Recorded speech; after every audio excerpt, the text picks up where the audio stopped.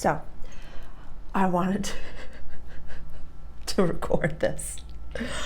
I was going through my notes. I'm posting all my new moon videos, and I was going through my notes as to like what I need to record, and I was reminded of this past life tale that it was Sarah as a fairy, and she did some shit she wasn't supposed to do, but the elementals forgave me. I think it was last summer. So all's well that ends well. But hi, my name is Sarah, if we've not met. I am your alien friend, and this is my multidimensional cafe that it's just you and I chilling here. I right now have water because I've been making art all day and recording YouTube videos all day, and I've had a lot of espresso, like a ridiculous amount of espresso. So I wanted to tell a story of Sarah as a fairy. And all I know, this is going to escalate quickly. The only part of this I know is that I got murdered and I gave away the safe house. This was during a time not really when the elementals were, it was like right near the end of the time that the elementals were safe, and it's basically like Shrek, where they were just like hunting and killing and all the fairy tale creatures and all the fairies and all the ents and just like the leprechauns, like all the beings that we know to be true that cannot show themselves in this time and space because of a lot of the artificial light, because of our vibration, because of our mindset, and because there's a lot of human beings on this planet that are violent and ridiculous and soul-sucking, and they don't want to show themselves to those beings. They can do more in their own 4 or 5D. We'll see them again in the future, in the not too far away future. But so during this time, Sarah was in love with the Ent, or not the Ent, like the Beorn, like the skin changer, like the divine masculine being that was keeping the house safe for the other creatures. So this being that could kind of present as a person had a safe house, and that all different fairy tale creatures could be safe there. It was kind of like a speakeasy, if you will. And oh my goodness, I have a speakeasy singer lifetime to record as well. So this is funny that this is coming up now. That one, it's like I only had somebody tell me about it, and then little bits of it do I see. But oh my god, and the Inner Earth one, okay, I'm a little all over the place. Sorry. So I remember walking to the safe house, and I was walking, and I can hear like the sand kind of underneath my feet, and I'm wearing like little booties that like curl up on the toes and stuff. And I'm just walking and walking and walking, and I see the man that I'm in love with. He's like more of a father figure, and it was very star-crossed. Very star-crossed, and very star-crossed, and very star-crossed. I can't even get into it, but it was like we're different species. We can't be together, so it's just like potato. No, like potato alien. Like it was just not. We couldn't be. So I see this being, and he's just like chilling in the doorway and stuff, and I fuck up, and what I do is I fly to him. Like maybe there's only like 20 feet or so many steps, and like when I look over here, that's just my guides showing me the picture and stuff like that, so I'm trying to show it to you as it's coming to me. I've seen this version of it, but as I record and channel, sometimes I see different views and stuff like that, so it's kind of cool.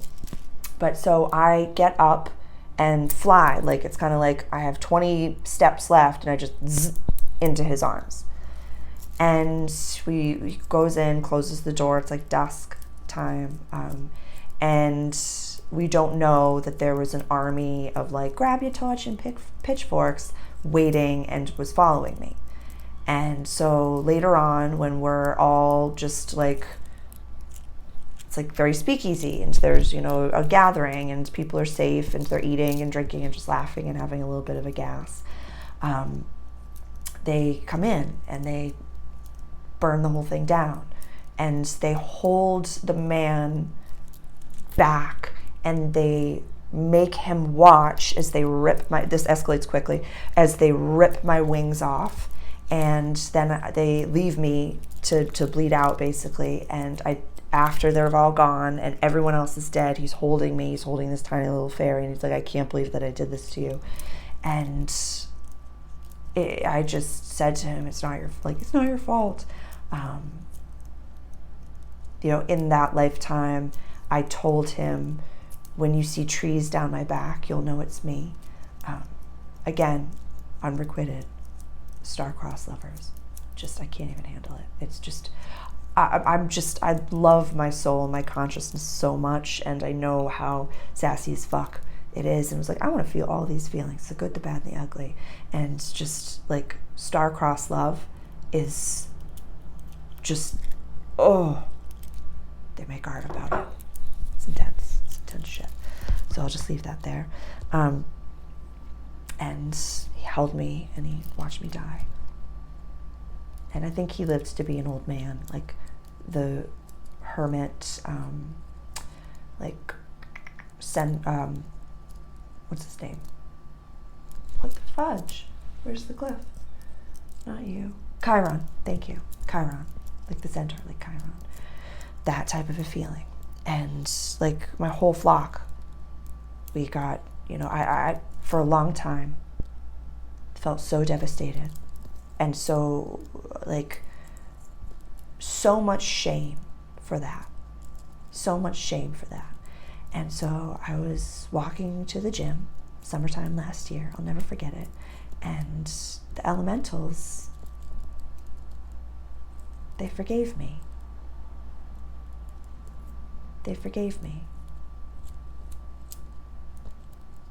And they know how sassy I am. They know how they're talking to me right now. And they know how sassy I am. And they know how they help me with my ego work stuff in this lifetime. Keep me humble. Remind me to tend to my plants, water my plants, things like that. But there's so much magic in the simple things. And even if we can see the finish line, stay the course, keep the pace. Like, don't cheat is what I'm saying. Like, push it in the end. Give it your all, but don't cut corners when you feel like you're so close. Stay true to your integrity. Yeah, and the simple things, they're saying. Stay true to the simple things. Enjoy. There's joy in gardening and like in Hobbiton, a quiet life. There's joy in that. And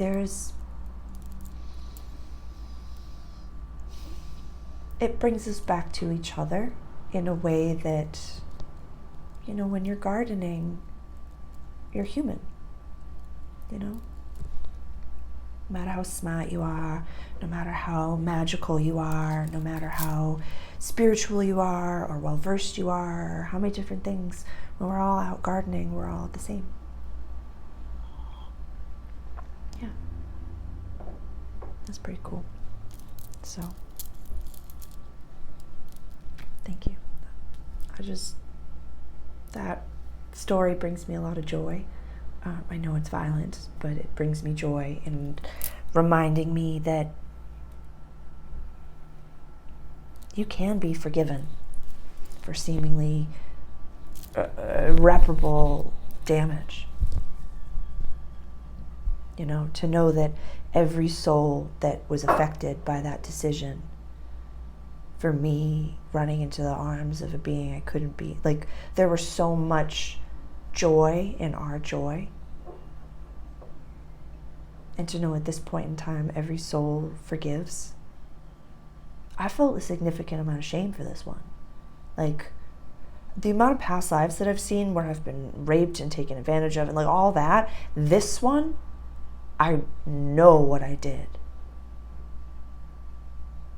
And I'm really sorry. That sometimes to me is part of my, understanding of why I'm in service and why, of all the professions that my soul could have picked, why I waiter and waitress. It was just, that's why. I'm being of service in a very simple, humble way and making up for things that happened, like dues that I couldn't undo in those lifetimes, I'm undoing in this one.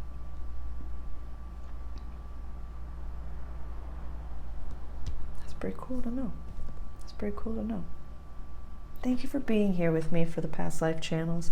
And I use the term past life just for lack of a better term, but just multidimensional fractal diamond views, like a fly's eye or a disco ball.